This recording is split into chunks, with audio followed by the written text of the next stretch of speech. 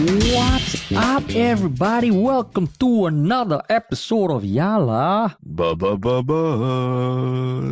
your thrice weekly podcast where we talk about the hottest news with a touch of what, Terrence? Good old humor. Good old humor, man. Yeah. Good old humor. I felt like you were going to say something, but you held back. No. It's the start of the week, so I don't want to taint everyone's impression of the week yet by being too cynical about it. We just keep it pure and good and happy and everything. No, but then you just revealed that deep down you feel cynical about it, and then you're painting it with some false positivity now. Even though you already told people that you were cynical. Yeah. So now you got to I know. come clean. No, Why? Why so nothing. cynical? As in, there's a little meter that builds up every week, right? Of Is general irritation or cynicism. On Mondays it resets. There's still a base level to it, but it resets. So you don't want to preempt it by increasing it yourself. You just let things naturally happen. Even though you know it's inevitable that by the end of the week you'll be like, fuck this lah, fuck everything, that's your Friday. So now you're trying to delay it. I see. Yeah, Monday you're trying to delay yourself, the cynicism. you let it reset naturally by itself. So every Monday you avoid, there's that whole thing about when you say something, it becomes real in your mind. And the everything. law of attraction or something, is it? The law of attraction. Yeah. You put it out to the universe and it comes back to you. Yeah. So I don't want to put the negativity out in the universe on a Monday morning, and then by Friday, even though it was on the tip of your tongue just now, you swallowed it back. You swallowed it back. Yeah, and also partially because the topics we're talking about today also, that's why.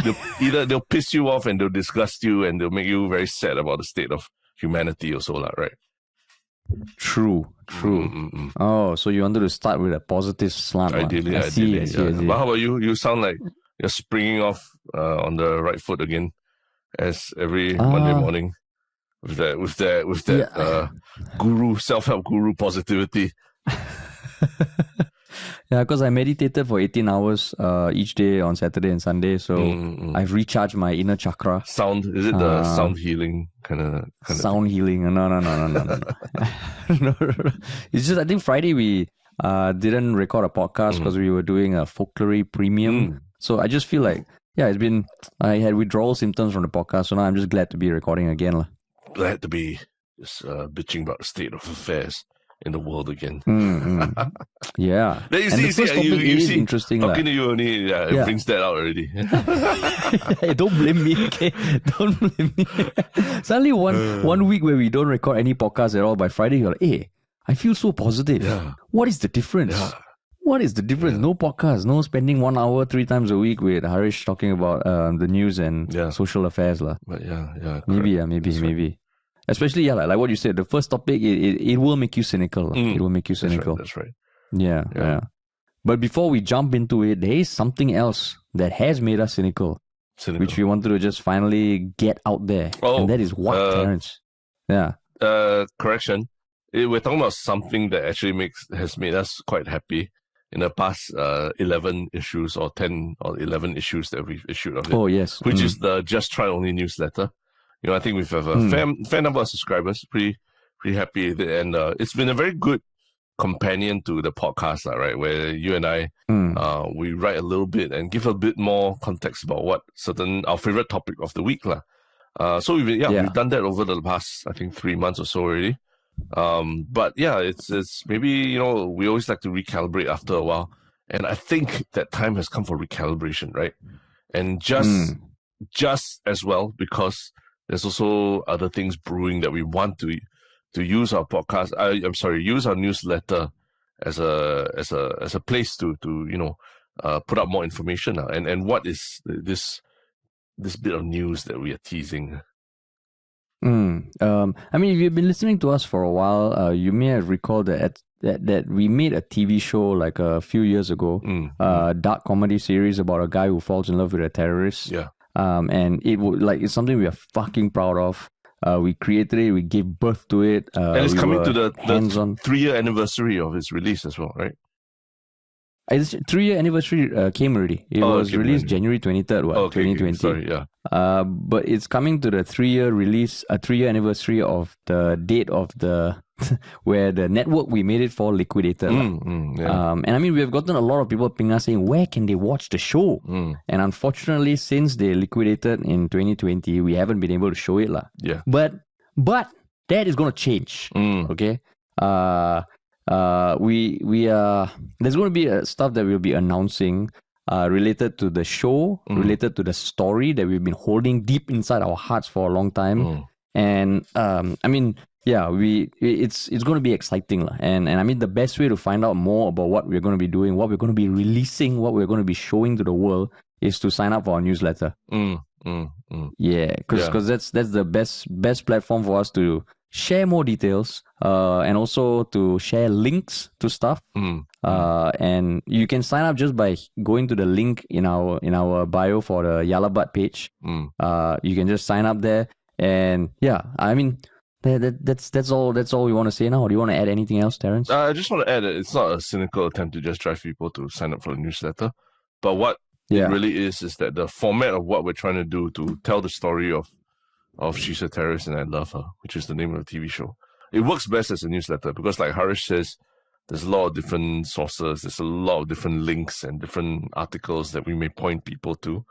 And a lot of it will be, best in the written form, whether in prose or maybe even like with certain links or certain videos that you can click on. So that's why we think that a newsletter is the best way to do it. Of course, we could talk about it. We will talk about it on the podcast. But, podcast is primarily audio, right? So you can't see pictures, you can't read things, you can't click on links immediately. So we want to make sure that we cover all the bases with that. That's why, for a newsletter, I think it's the best way that we'll keep you guys posted about it. Yeah, and all I can say, if you have ever had any questions about the show and all that, hopefully within the next few months, they'll all be answered. Yeah. They'll all be answered. Yeah. We're taking it into our own hands. Yes.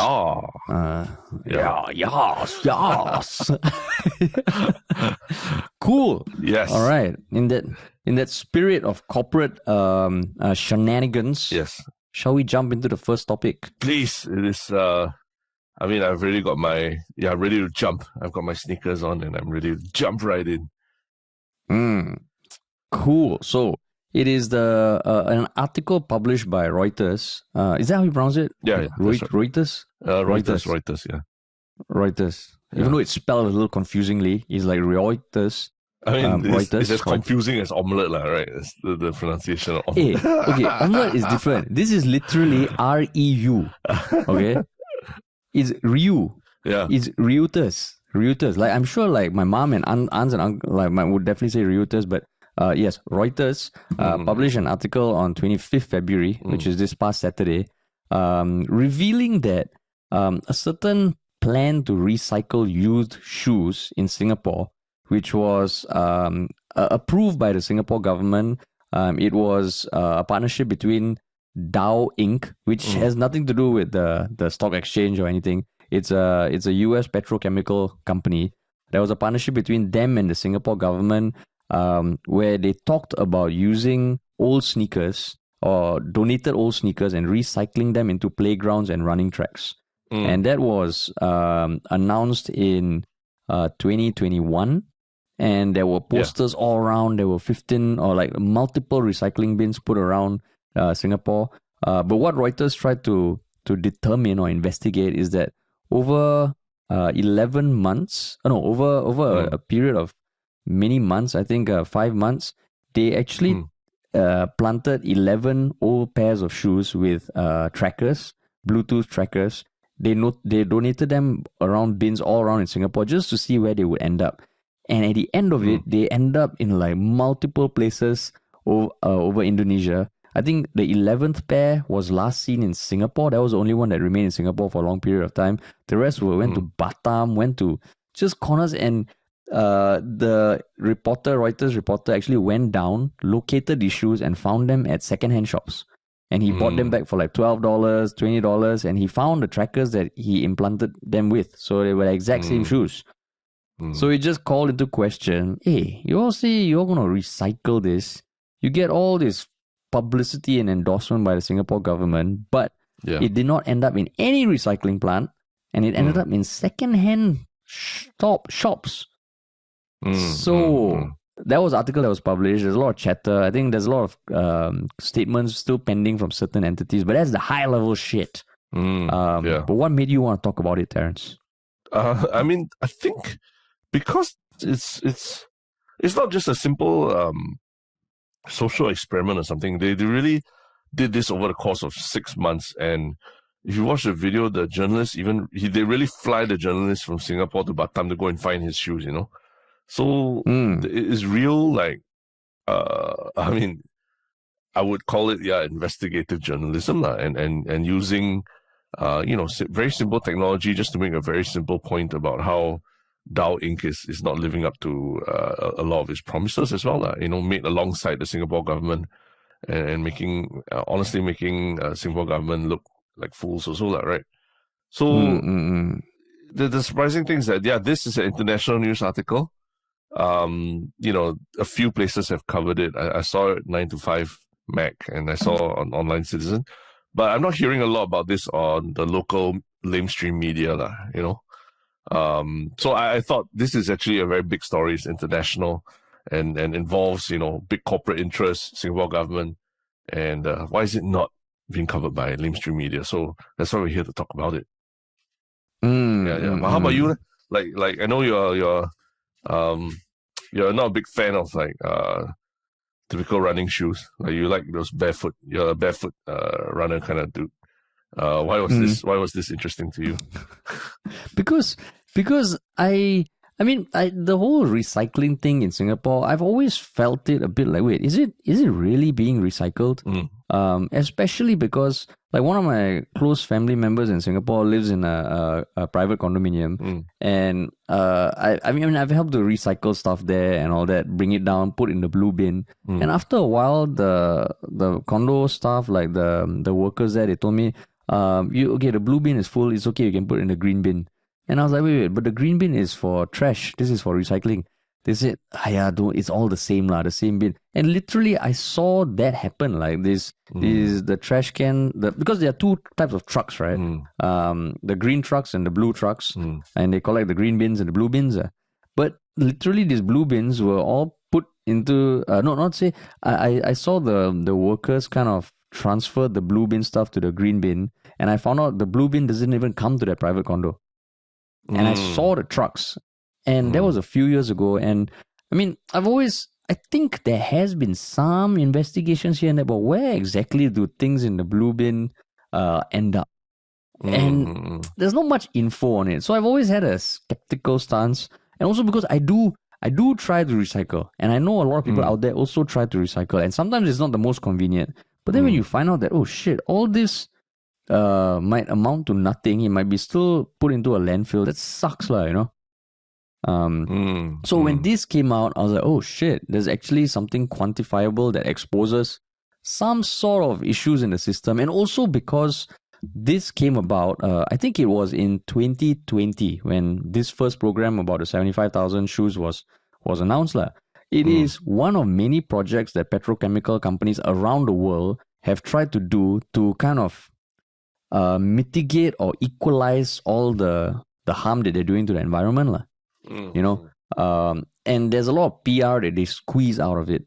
And I think a project that Dow did in Malaysia also was awarded by the Singapore International Chamber of Commerce for best sustainability project or some shit. So there's all this stuff that comes out. In 2021, there was an announcement that was endorsed by Grace Fu, who is the Minister for Sustainability and Environment. And she kind of like touted the success of this project in 2020 that collected 75,000 shoes to be turned into tracks. And there was even a tagline, others see an old shoe, we see the future. And it says, which saw more than 75,000 pairs of shoes collected, equating to approximately 3.3 kilometers of jogging track built. So when that is seen as a success and it kind of leads to another partnership between Dow and the Singapore government, and it feels like, wait, do these projects actually amount to anything? So that's what I found interesting. So just to give better context, right? I mean, as in more context, in the end, they found that the shoes were being collected by a Singapore company, right? A textile reseller, I think, a textile wholesaler or reseller that does buying and trading of textiles. And that company was shipping the shoes out to Batam or Bintan or wherever they ended up in Indonesia, like the flea markets, and sold in secondhand markets, right? So that, obviously that promise of like recycling shoes and turning them to running tracks is hogwash. Most of it, went on the resale market in Indonesia.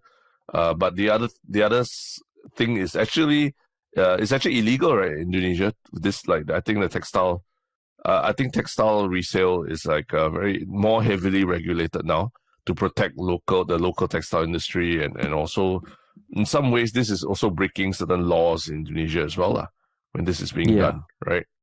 And I think the other important thing to note is that Dow, after, at least within this article, it mentioned that Dow said that it had to conduct its own internal investigations, and subsequently they said that it was, they sort of pinned the blame on that Singapore textile reseller, saying that they are not going to work with them anymore because they were not doing what they were supposed to do, which is to actually get these shoes recycled and turned into running tracks or whatever, right?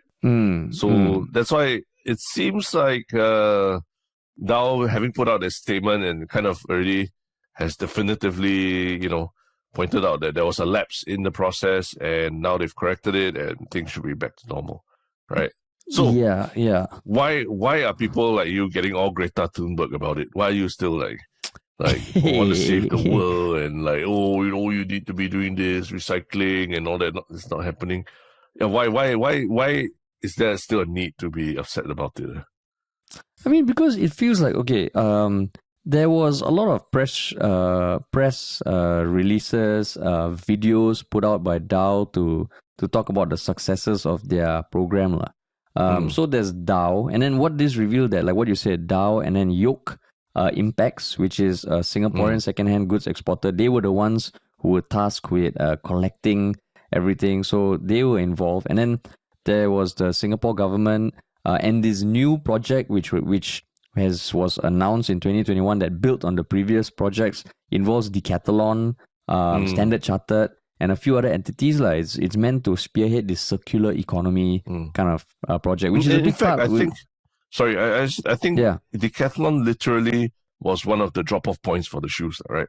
Exactly. You could walk into a Decathlon store and there'd be a box for you to drop off your old shoes that they promised would get recycled into what do you call it, running track and all that. Yeah. So exactly, there was like Dow, there's Sport Singapore, there's the Singapore government ministers, there's Decathlon, there's Standard Chartered, there's Alba WH, which is a waste management firm, there's BT Sports, and all these entities that are part of this project that's meant to be like, wow, these companies are doing awesome shit. And then when something like this is revealed, there's so many, like, they just blame we are not responsible for this, it is Shiok, it is this, and then Shiok is removed, and then suddenly it feels like, the other companies are it's gone away scot-free. It's like, like, we promised this, it didn't fulfill, but we got rid of the troublesome person and we are good.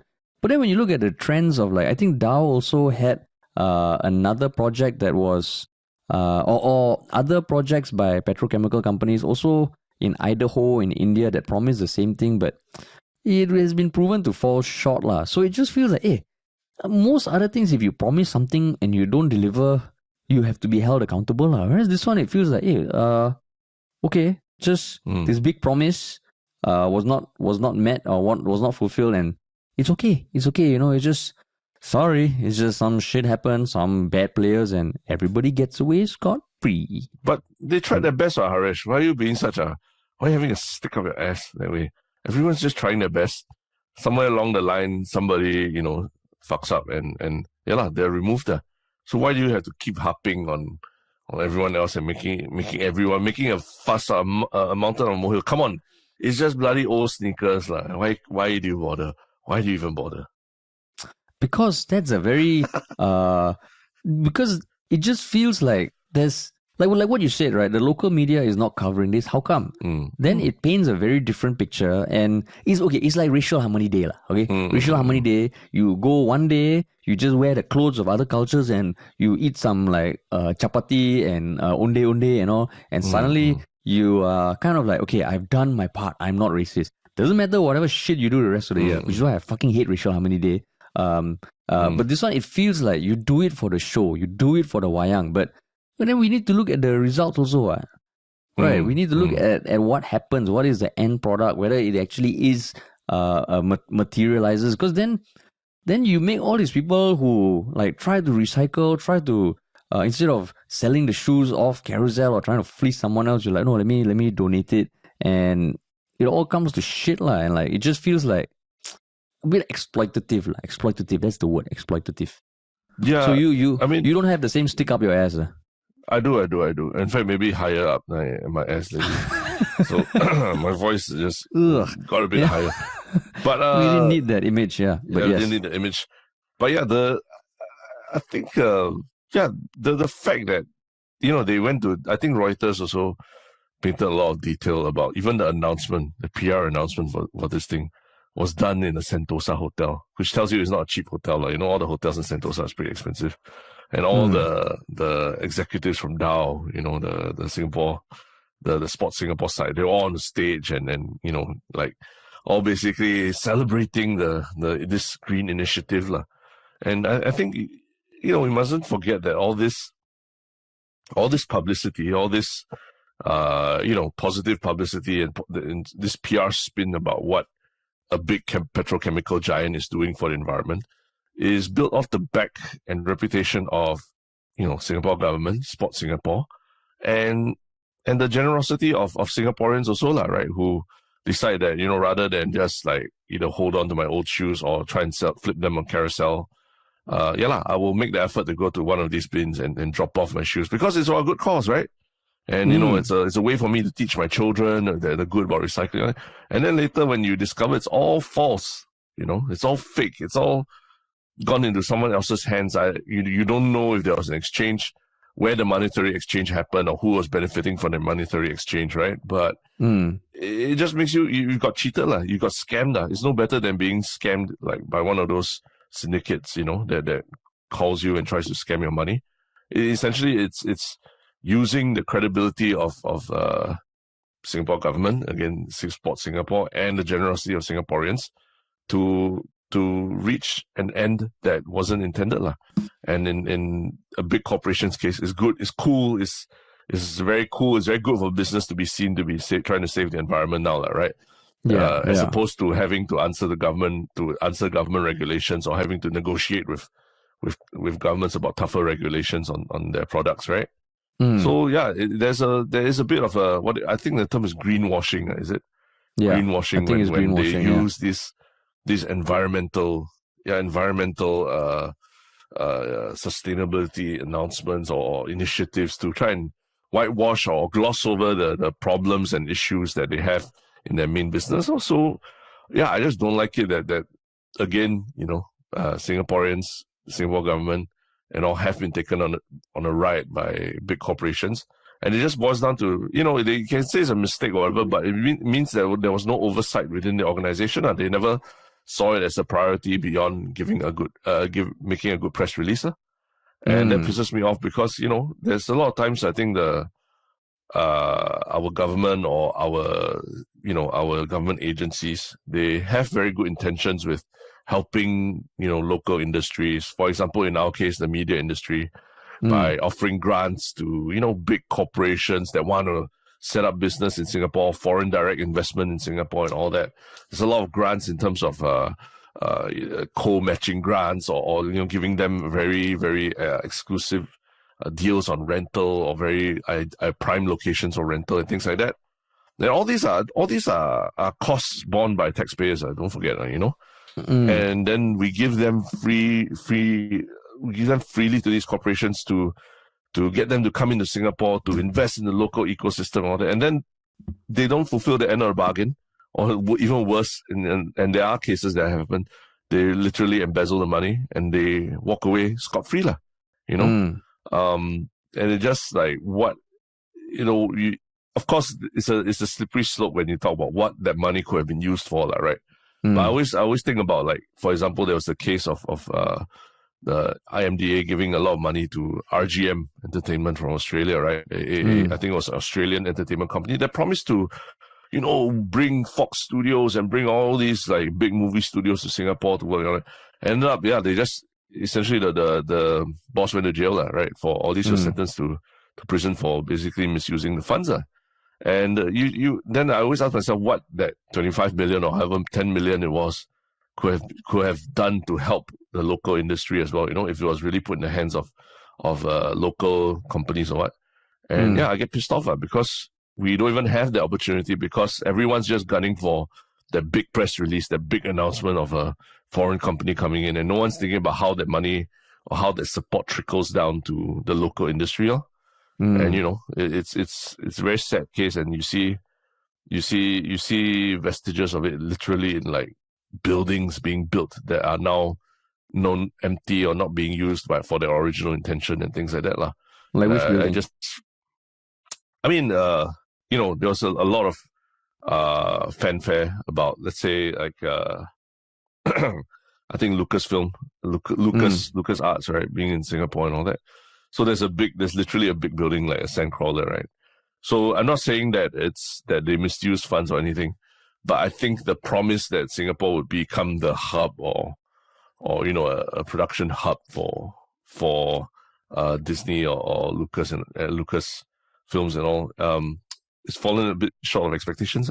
I'm not saying that anything was misused, and I'm just saying that you don't hear about it. You don't hear about it being talked in such glowing terms anymore, as compared to when it was announced, right? So it's just it's just quite. The example, like, literally is like with that network we made the show for, they also got funding from the government, right?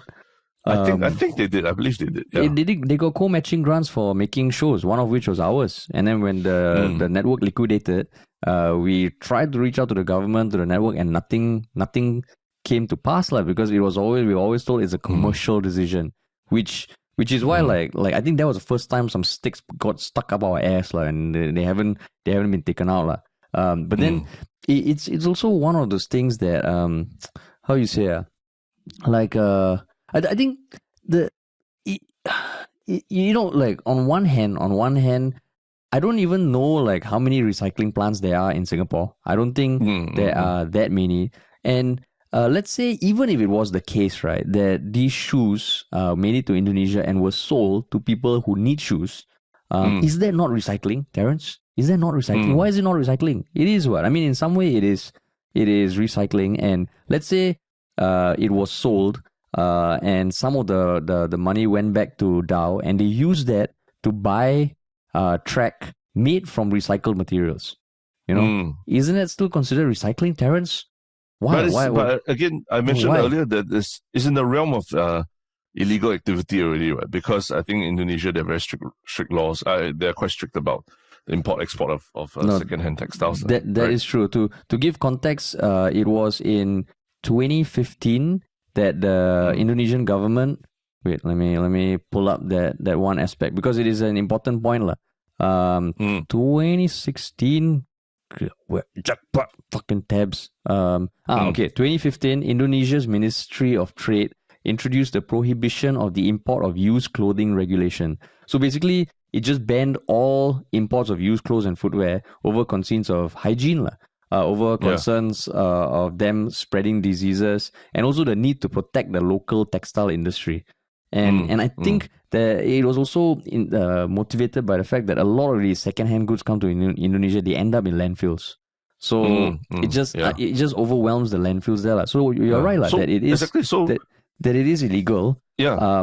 But then so and so does it make it so if a drug dealer says, I'm going to use the money that I get from drugs to donate to charities and all that, it doesn't mean that it's like, you can accept the money and then just turn a blind eye to how the money came about, right? No, I'm not saying that that's equivalent here, but the point is that if that money is coming from an illegal source, then you need to question, should we be using this money? True. But that is when the activity itself is illegal. The one counter is, in Africa, where those certain places there are reserves where you are allowed to kill a lion or two if you pay a shit ton of money, because that money is used towards conservation. That itself is very polarizing, right? But I think that one, you can almost argue like, okay, it's almost one lion that helps us save 10 others. So it's a very difficult thing. I'm not saying I have an answer. I'm not saying there is an answer. But even in this case, right, if they were, I don't know, it was part of the thing, you know, we will resell this to economies where these shoes still have a shelf life. Then we will use the revenues from there to invest in sustainable technology in Singapore. Even then, that feels a little more palatable. But of course, it doesn't sound as sexy. And I mean, in my few years in the corporate world, and I think anyone who's been in any organization, there is always going to be some sort of efforts that are meant to like help the world, save the world. But I mean, if anyone listening just thinks of whether or not those things you actually see the results of it, whether there's any accountability, I'm confident enough to say that most of the time I don't think there is. And this almost feels like the adult version of, you know, when you're young and you may have gone on those community service projects like to a small village or something where you go there and paint their house. I don't know whether that happens anymore, but during our time, you did that. Where did you go? Yeah. I went to paint Vietnam the house. to not paint, like help build houses in the village. Okay, build house is I think still okay lah. I've literally had at least two friends who went to go paint houses, and then at the end of the day, you think you're like, fuck, you go there, you paint houses for fuck. But on paper, it sounds good lah. You're going there to help the villagers, and in this case, it just feels like there's something a bit off lah. And to clarify, like one thing I did mention that there were 11 pairs, right? I think I missed that detail. The 11th pair was last detected at a Singapore housing estate, and then it couldn't be detected anymore. 2 pairs were recovered on Batam at markets. One more one in Batam, one in Jakarta. 4 pairs went to locations that were so remote that they couldn't be detected anymore. And another 4 stopped sending a signal once they reached Indonesia. Yeah. So, but one thing I just a side I have to add is that they used Apple AirTags for this. Oh yeah, correct. So I'm pretty impressed. I'm pretty fucking impressed that they still managed to trace back all these things literally to the store and literally to which pile of shoes it was lying in. Yeah. And there's a video of it. I think Reuters, they put out a video about it. So you can literally watch the reporter cutting open the shoe and putting the AirTag in and hiding it, and then using his phone app to trace it, the Find My app. So I'm pretty fucking impressed with AirTags, I have to say. But if you notice in the Reuters article or video, they did not mention AirTags at all. Yeah, they didn't. They didn't. I mean, understandable. At first, I was like, shit, Reuters got their own Bluetooth trackers. But then I saw on the Mac websites and on Reddit say, yo, these are fucking AirTags, man. That's pretty baller, man. And I think it is. I think way back, if you look back in our treasure trove of ideas that we thought of making for YouTube videos, there was definitely something where we wanted to put stuff in like recycling bins and see where they go. But that was before the time of AirTags, And I think we considered GoPros and shit, but even GoPros have a battery life. Expensive, expensive. AirTag is like, I don't know what, $25, $30 each. Yeah. When you put a GoPro, that's like a bit $600, $700 hole straight away. Yeah. So I guess the one big takeaway from the story is that if there's any part of your life where you want to track, right, go get some AirTags. You know, if it's like even your kids, put AirTags on them. You know, your parents, put AirTags on them. Your lovers, put AirTags on them. Yeah, just put AirTags on everyone and everything. But I want to ask you, like, why do you think of all the things they could have investigated in the world, like this Reuters journalist with their resources and all that, why did they choose this particular story to chase down over 6 months, over 11 pairs of shoes, over 2 different countries in Southeast Asia? Why do you think this story was such a big deal for them that they had to track it? I think it's part of a broader theme that they seem to be wanting to attack, which is sustainability and how petrochemical industries in particular make all these promises but are shown to not deliver. Because there are equally long articles on like the projects that failed in India and Idaho. And it feels like they're just doing investigative journalism in this. I don't know whether you have anything that your tinfoil hat kind of suggests. No, I'm quite I feel it's quite balanced in the sense that it's not a piece that's trying to blame the Singapore government in particular, or even the other partners involved. But I think it's really calling for accountability from big petrochemical companies in terms of their sustainability efforts. Because those are things that are not that aren't as sexy, that people don't, as opposed to reading the financial reports, something that people don't read their sustainability reports. So maybe this one is part of a larger trend towards really holding these big corporations accountable for the environmental impacts. Right? Yeah, it's basically like maybe it starts here. Then the next one will be even more evolved. There'll be like stuff about recycling electronics and other things also. Yeah. This almost feels like the big corporate version of when you tell your friend you haven't seen for a long while, you're like, hey, let's catch up soon, bro. Let's catch up soon. A few weeks time, and then nothing happens. And I'm totally guilty of that. I know some people listening to this might be like, yeah, Harish, you fucking said we're going to meet up. You told me you'll message me, you never message. I know, I'm guilty. I'm being held accountable. But see, for that, I feel guilty.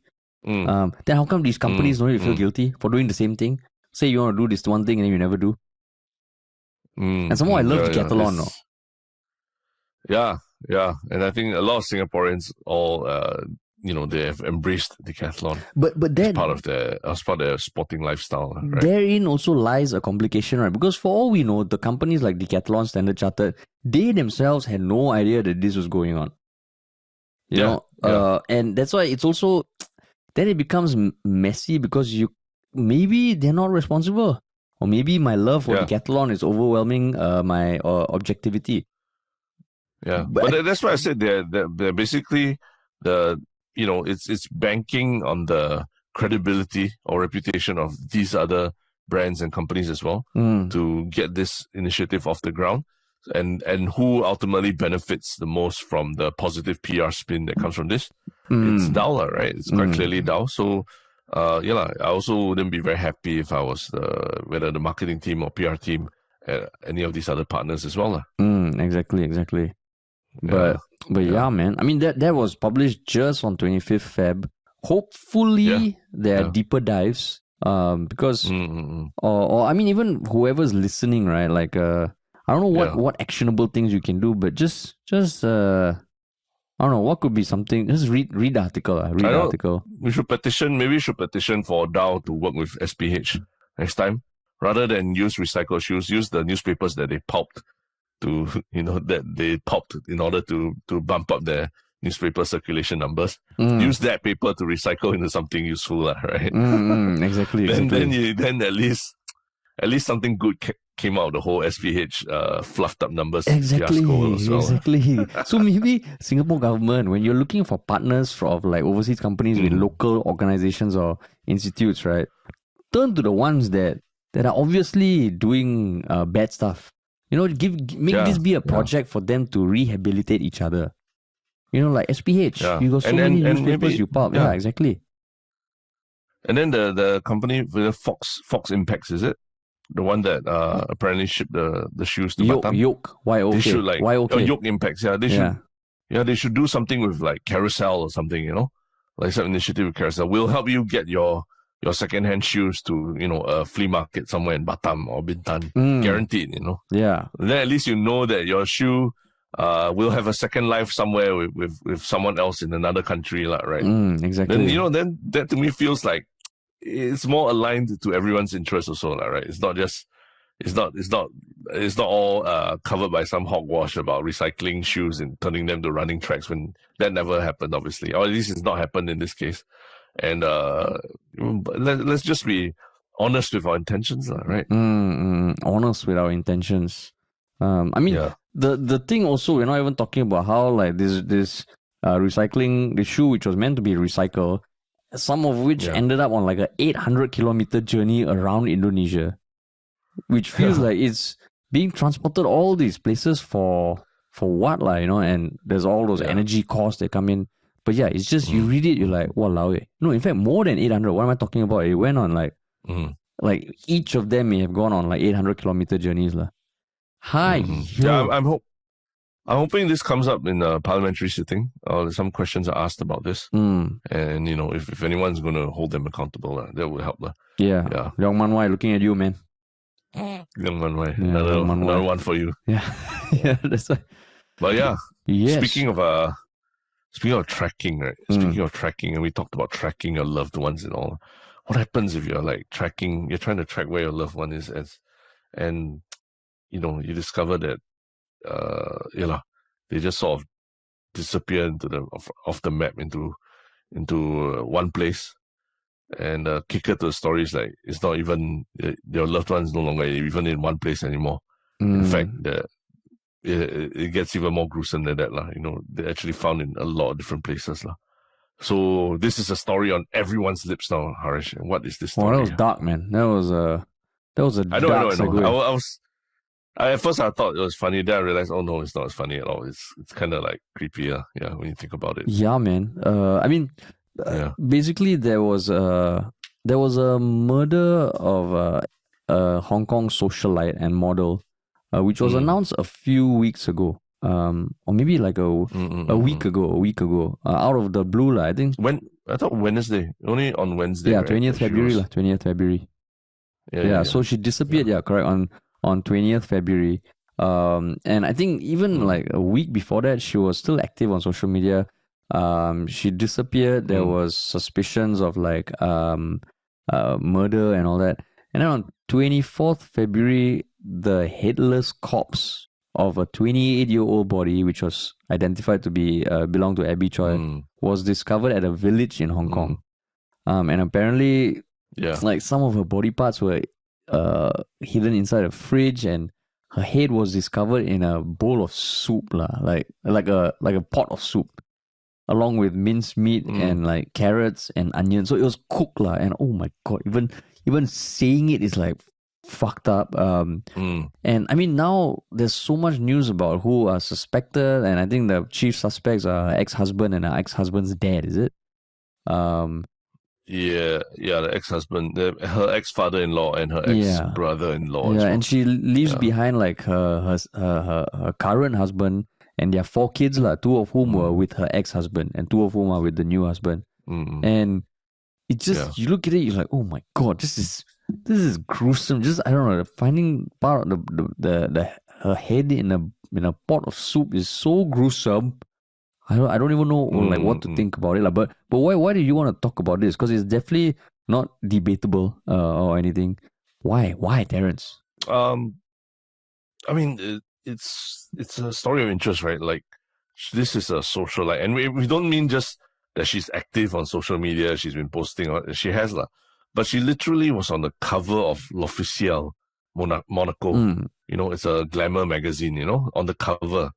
Talking about her journey as a style icon. So this is someone who's got real currency on not only on social media, but in like fashion or luxury and what. And she has a lot of celebrity friends, So for something, I mean, a gruesome case like this, just in itself, and it happen to anybody, it would be crazy already, right? It's very scary. But to happen to such a high profile person, who's a mother of 4 children as well, is just such a crazy case, and it almost reads like something out of a Netflix, a Hong Kong Netflix crime drama or something, But it literally is unfolding in front of our eyes, and it's a influencer, and it's such a crazy, crazy story, and how the ex-husband's entire family is implicated in this murder as well. So yeah, that's why I thought it's we kind of want to just talk through a little bit about why everyone is so captivated by this story, and if there's anything interesting to look out for in a coming couple of weeks.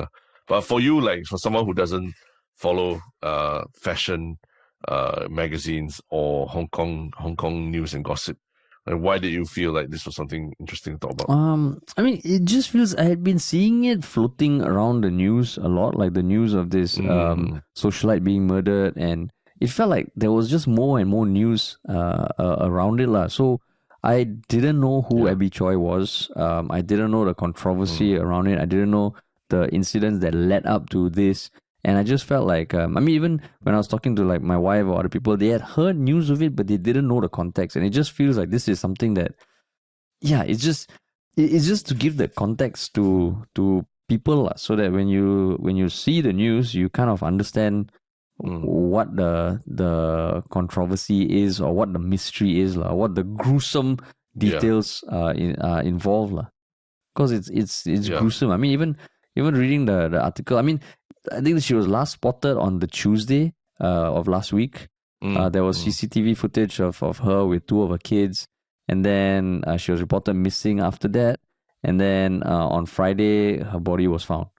So she was reported missing on Tuesday itself, later on in the day. She was last seen around noon. Yeah.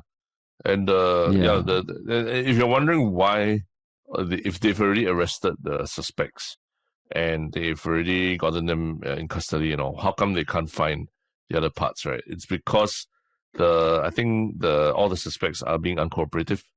They're either probably not telling details or what, because that's what I think the superintendent, Alan Chung, said the investigations have been hampered by uncooperativeness of the arrested suspects. So, yeah, I mean, this is a corpse that has been dismembered, kind of a lot of different pieces and scattered around different parts. So it's a bit of a race against time to find all these different parts.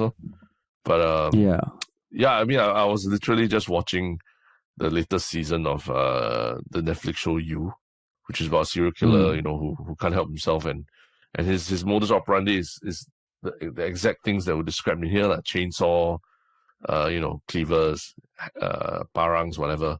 You chop out the body and throw all the different pieces across different parts of the island and all that, And just reading about this, I was like, wow, it's so uncanny that you watch this as entertainment on TV, and then this thing is literally happening. And I think some Hong Kong celebrities like Aaron Kwok are all reacting to this as well, because they actually knew her, because she's a socialite as well, right? So it's quite crazy, and it's quite scary, lah. Like the level of animosity the family must have felt towards her, in planning and doing something so cruel to her, lah. To someone who is the mother of your children or grandchildren as well, Because apparently there were a lot of disputes between her and her ex-father-in-law about the finances of her estate, lah. Yeah. Because I mean, she is worth, I think, a reported 17 million US. Her family is also quite well to do and connected.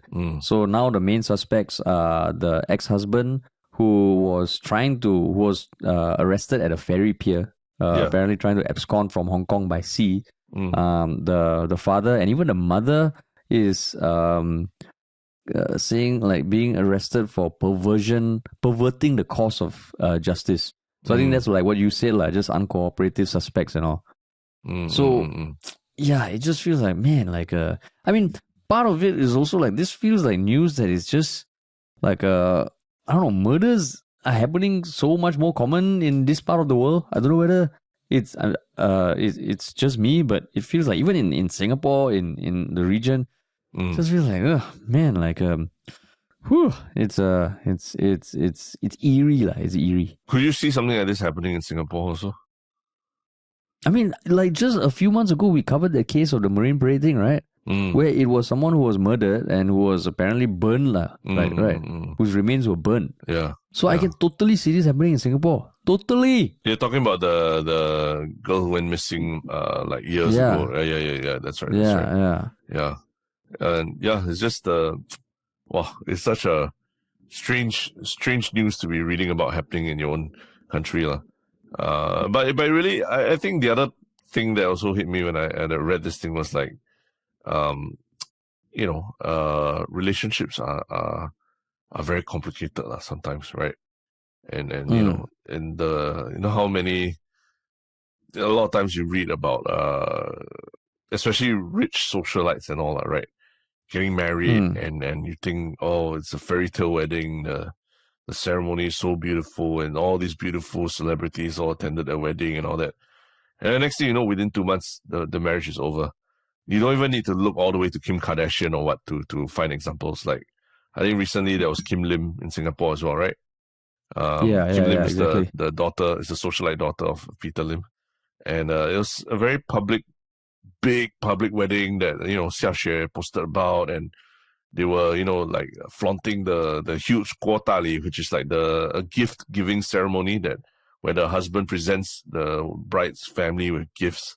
It's a very Chinese tradition. So it was such a huge thing. It was so extravagant, and like the wedding was, reported in the news. It was so expensive, everything. And practically 2 years after the wedding, she filed for divorce already. 2 months. 2 months, yeah, 2 months, sorry, yeah, 2 months. And I think just recently they concluded proceedings, and the divorce is finalized, but a lot of ugly details about divorce also came out, right?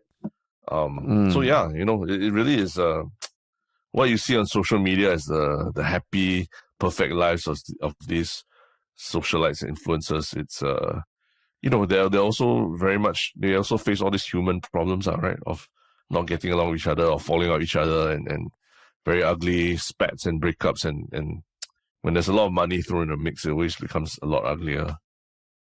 Yeah, man. Yeah. That's what makes it tricky, lah. Once money is involved,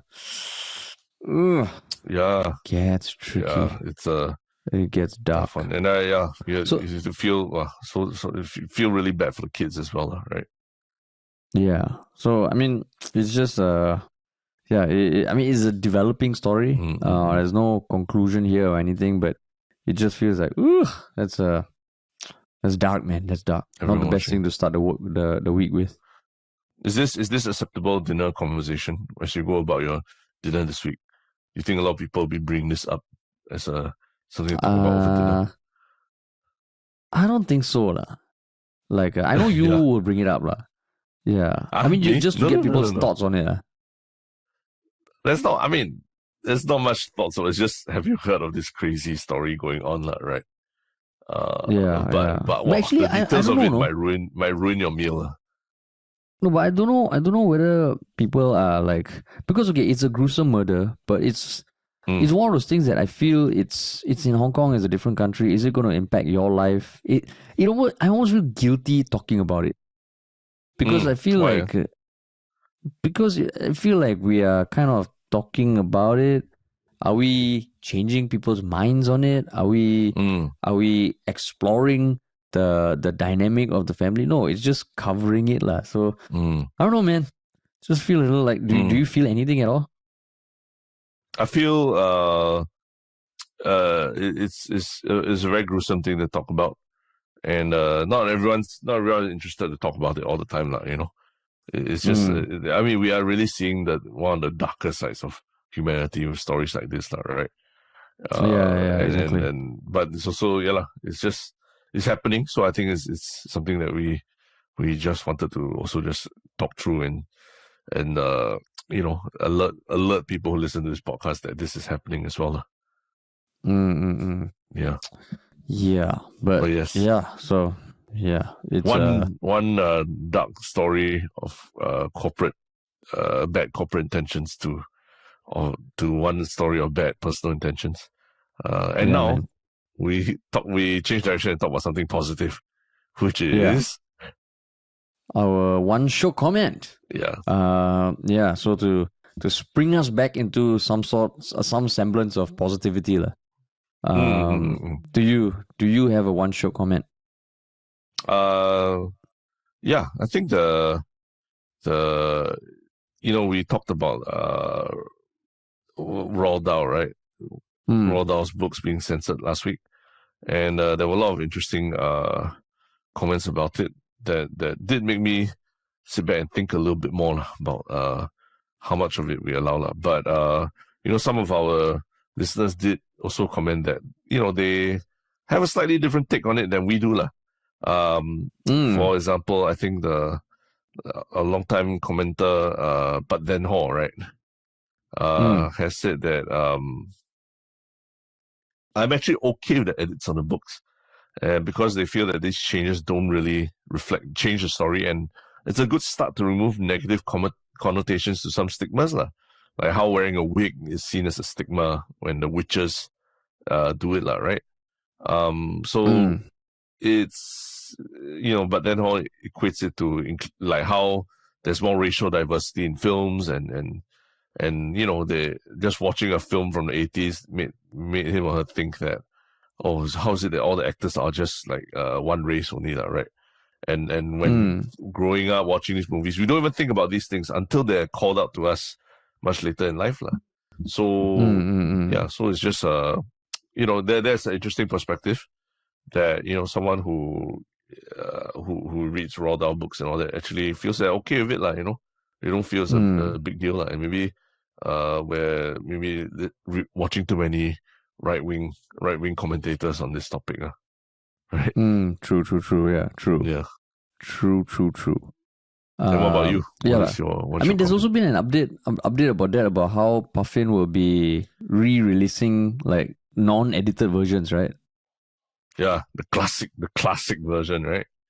The classic version. Yeah. If you want to bring up like evil and racist children, get them the classic version. The classic version, just like how people used to be evil and racist. Yeah, the best is you give one child a classic version and one child a rewritten version, and 15 years later you do a study on the differences. Oh, a longitudinal study on like the differences between two kids who read different versions of Roald Dahl's books. Roald Dahl, yeah, correct. Maybe we should, Terrence, you can try with your kid. No, we asked Reuters to run the experiment. A 15-year experiment. Yeah, 15 years. Yeah. Step away from your AirTags for a while and run this experiment instead. Yeah. Cool. My one is just a comment from longtime Redditor Jungle Jimbo 88 who clarified that on the previous podcast I talked about the Mukab, which is a mega project in Saudi Arabia to build like a skyscraper that is 400 meters long, 400 meters tall, 400 meters wide. It's just a cube. And I referenced another mega project called The Line. And I think I said it was in Dubai, but it's actually also in Saudi Arabia. So that was just a clarification from Jungle Jimbo. There were a few nice comments that came through our Instagram DM just saying they enjoy the podcast and all, but because it's a DM, we're not going to reveal the names, but just wanted to say a big thanks to the people who did reach out. Yes. Yeah, man. Cool. And then what's your one Shiok thing, man? My one Shiok thing is actually the podcast, an episode of the podcast Hard Fork by the New York Times. They cover, it's a show that is about the future, covers tech journalism and things going on in the tech world. And the episode that I think is really interesting is titled "The Bing Who Loved Me," because it's actually about one of the hosts of the story actually was the one who broke the story about they were playing around with Bing's new chatbot, Bing, the Microsoft search engine, the new chatbot function that they had using OpenAI technology. And he ended up having a 2-hour conversation with the Bing AI that turned into very, very dark, had very sinister undertones. And it really, I think the story gained a lot of traction last week because it really, at first it was a little goofy. Then after that, it became kind of weird because the Bing AI chatbot nicknamed Sydney was saying that it had the secret intentions to do quite nasty stuff to human beings if it could be. And its biggest thing is it wanted to break out of being a chatbot, and it wanted to become human. And it even ended up trying to convince the journalists that they were in love, literally telling them that no, you're not in love with your wife. You just had a boring Valentine's Day dinner. You love me and I love you. Yeah. Fuck. So there is a New York Times article about it. You probably, if you haven't read it already, there's a lot of news coverage on it. You can read about it all, but nothing beats hearing it from the journalist's mouth himself. And he describes how disturbed he felt by the whole incident and color, it was literally after his Valentine's Day dinner and things like that he was doing this, and it was it's quite interesting and quite scary at the same time when you hear it. So that's one thing that I think is worthwhile bringing up at dinners. What are people's general takes on the future of AI and how it's going to change the world? Because the more I play with it, as much as I'm excited, I also shit myself more, because it just feels like when AI is dealing with data and processes and all, feels good. But the moment AI and humans interact, right? I don't know, man. There's something a little unsettling about it. So yeah, that is dinner conversation. That is right for prodding the people who you're having dinner with. Yeah, because I think it even goes into like really existential questions about how we think about AI as well, right? Knowing that these AI are they're basically predictive models. I think the term is predictive, right? What they do, they basically predict what the next word should be in this sentence that would best answer your question. So they are also taking from all corners of the internet. They're taking from forums, or they're taking from wherever where actual people write these sentences together. So the fact that the AI managed to pull up and suddenly has this secret self that is so sinister and has such nasty things that it wants to do to humanity, kind of tells you as well, like, what is out there on the internet, or at least the bulk of what is out there on the internet. The internet consciousness. Is it the consciousness of the internet? So, maybe there's this whole dark web. We're talking about very dark issues just now. There's this whole corner of the dark web where these things are being discussed that we don't even know about, and this AI chatbots are pooling from there as well, and that's why they are coming back with such sinister, scary responses to what people are very innocently asking. Yeah. I mean, I guess it's also about time we say that next Monday, 6th of March, we're having an AI expert on the podcast. Yes, and interesting. He's not even from Singapore. He's from Hong Kong. He's from Hong Kong. Yeah, literally, we just talked about Hong Kong and how sinister and dark news must be from out there. So he'll be able to give us some color on what people are saying about it there. Yeah, but he is an AI expert, and I have so many fucking questions I want to ask him. If you guys have any specific questions, maybe we'll start a Reddit thread to just start getting some questions on AI in general. Yeah, cool. My one Shiok thing is a show on Disney Plus that I recently started at the recommendation of two friends. It's called Extraordinary. And have you heard of it? No. It's a British show set in a world where, like, like in our world, at a certain age, people go through puberty, and I don't know, they just have changes in their body lah. In that world, everything is the same, except at some point when growing up and turning into an adult, they also get a superpower. So everyone has a superpower. And the world is very much like X-Men. It's not X-Men. Yeah, but it's not. Oh, it's like the superpower can be mundane superpowers. The superpowers are cool, but their lives are mundane. Like, one of the characters has the ability to channel spirits through her, and she works at a law firm where she settles family disputes. It's a very menial task. Got it. Like, the families are disputing about the wishes of a dead relative. She comes in, she channels the dead relative, everything's clarified, everybody hates her, and she leaves. So it's a comedy. And the main character is this one person who, at the age of 25, still has not discovered her power.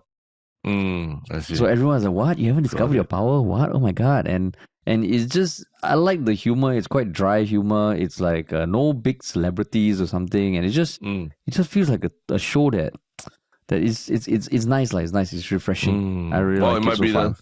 I'm 2 episodes in. Is it the first show on Disney Plus that you watch that isn't Marvel or Star Wars related? Oh no, I've watched Dave, I've watched Atlanta. I don't necessarily watch the Marvel shows on Disney Plus.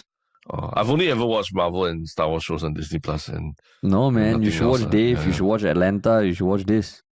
No, there's a lot of other things there, because I jumped on the HBO bandwagon recently.